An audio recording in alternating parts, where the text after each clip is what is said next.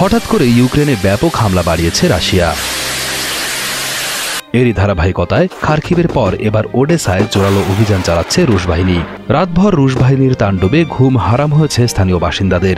তাই যে যেভাবে পারছে পালিয়ে যাচ্ছে নিজ এলাকা ছেড়ে, আর এ সুযোগে তা দখল করে নিচ্ছে পুতিন বাহিনী। বিমান বাহিনীর হামলার পাশাপাশি চলছে রাশিয়ার রকেট নিক্ষেপ। মূলত রাশিয়ার একটি ঘাঁটিতে ইউক্রেনের হামলার পর অভিযানের পরিধি বাড়ায় মস্কো। আমরা শুধু আজকের জন্য বেঁচে আছি, আমরা জানি না আগামীকাল কি হবে।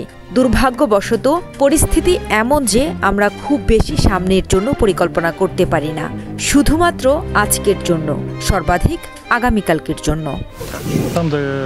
আমাদের এখান থেকে চলে যাওয়ার অনুরোধ করা হচ্ছে, কারণ তারা সামনের দিকে এগিয়ে আসছে। তাই যত তাড়াতাড়ি সম্ভব আমরা এখান থেকে চলে যাওয়ার চেষ্টা করছি। এটি সম্পূর্ণ বিপজ্জনক হয়ে উঠেছে। এদিকে রুশ বাহিনীর চলমান হামলার মধ্যেই খার্কিভের অন্তত 12 কিলোমিটার এলাকা দখলে নেওয়ার দাবি করেছে মস্কো।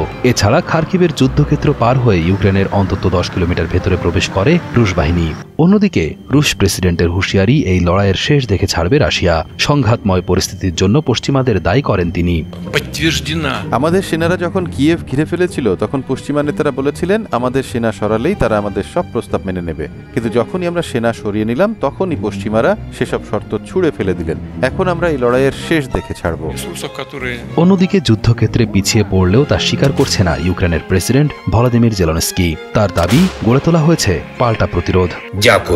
রাশিয়া মনে করছে যে যুদ্ধের গতি প্রকৃতি তারাই নির্ধারণ করবে, কিন্তু আমরা সেটা হতে দেব না। রাশিয়া যেভাবে যুদ্ধের পরিধি বাড়াচ্ছে, আমরা তাদের প্রতিহত করবই। শুধু সামরিক ক্ষেত্রেই নয়, কূটনৈতিক ক্ষেত্রেও তাদের আমরা পরাজিত করব। তবে জেলেনস্কি স্বীকার না করলেও যুদ্ধক্ষেত্রে ইউক্রেনের বর্তমান পরিস্থিতি ঠিকই তুলে ধরেছেন ইউক্রেনের সেনারা। অবশ্যই আমাদের কাছে পর্যাপ্ত শেল নেই। যদি আমরা শুরুর সাথে তুলনা করি, যখন আমরা দিনে 100টি শেল নিক্ষেপ করতাম, এখন আমরা মাত্র 30টি শেল নিক্ষেপ করি।